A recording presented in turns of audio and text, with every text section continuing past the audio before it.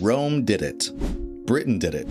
Every empire that's ever collapsed spent more servicing its debt than defending its borders, right before it fell. Last year, America crossed that same line. $882 billion in interest, more than the entire defense budget. In part 1, we called that a warning sign. But we were only half right.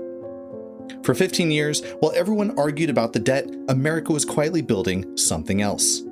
Energy, reserve currency, reshored supply chains, critical minerals. 4 positions built one at a time, and almost none of them made headlines.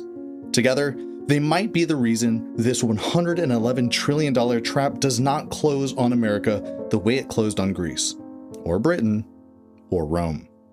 If part 1 changed how you see the debt, stick around.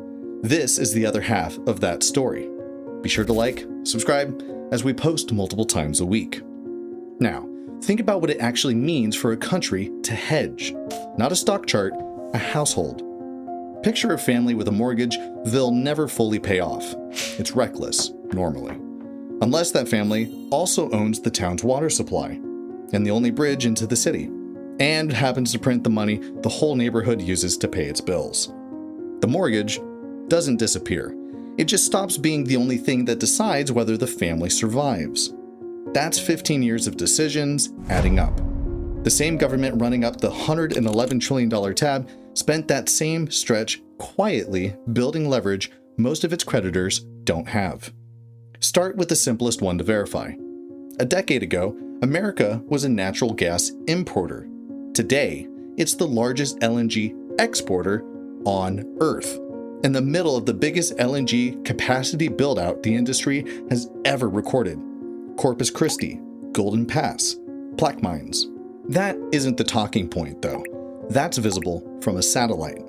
The energy is the only thing every economy needs, and almost nobody has enough of it. Europe learned that the hard way. When Russian gas got cut off, it leaned on American LNG just to get through the winter. It's leaning on it again right now for a reason we'll get into in a minute. Whoever controls the molecule holds leverage over everyone who needs it. Now, here's the part that actually changes the math from part 1. Every debt spiral that we could name, Greece, Argentina, Britain, in the 70s, has one thing in common. They owed money in a currency they didn't control. Greece owed euros it couldn't print. America owes dollars, but America is the only country on Earth that gets to print more of them. Right now, 56.7% of all the foreign currency reserves held by central banks around the world are US dollars.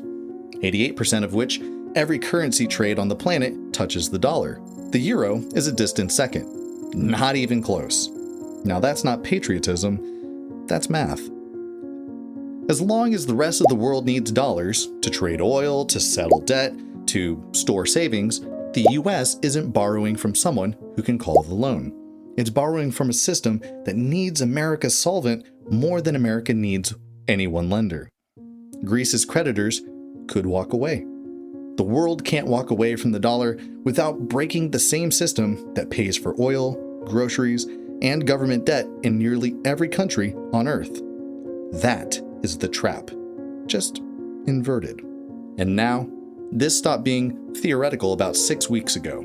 In March, Qatar's Ras Laffan facility, one of the largest LNG terminals on Earth, took direct damage in the conflict spreading across the Middle East. 2 production trains offline. Repairs measured in years, not months. Something close to a fifth of the world's LNG supply gone overnight. Europe didn't panic. It redirected toward American terminals that were already built, already permitted, and already shipping.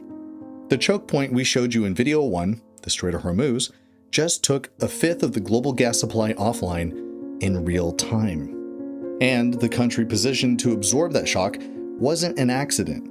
It was 15 years of infrastructure nobody was covering on the news. Now, the part most people haven't heard.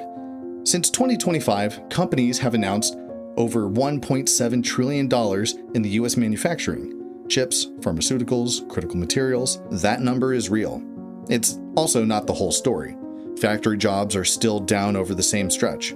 There's a real gap between announcing a plant and actually staffing one. Be skeptical of anyone selling you the headline figure alone. What is harder to dismiss is what's happening beneath the headline. For decades, China quietly built a stranglehold on rare earth processing, the materials inside every fighter jet, missile system, and EV motor. Roughly 90% of it runs through Chinese refineries. And when Beijing restricted exports last year, American car plants started idling within days, not months, days. Washington's answer broke with 40 years of its own free market orthodoxy.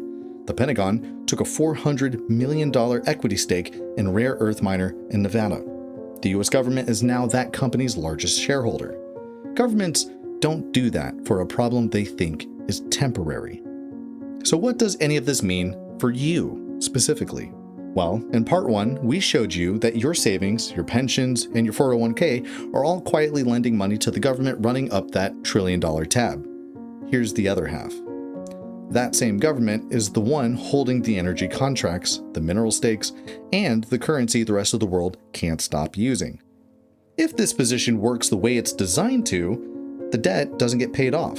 It gets outgrown. That's the bet.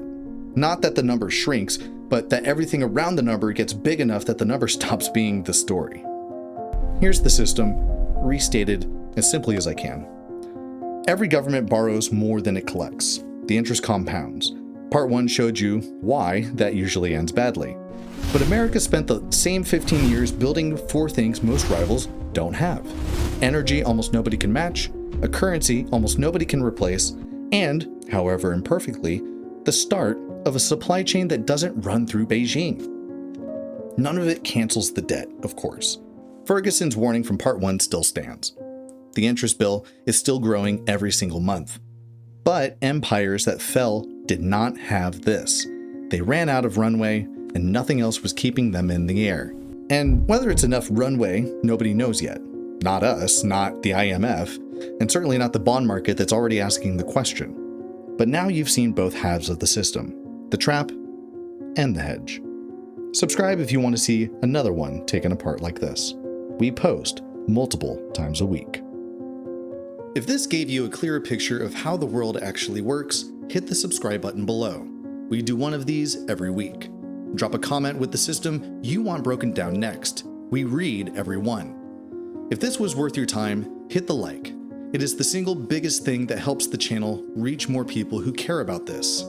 Read the system, not the headline. See you next week.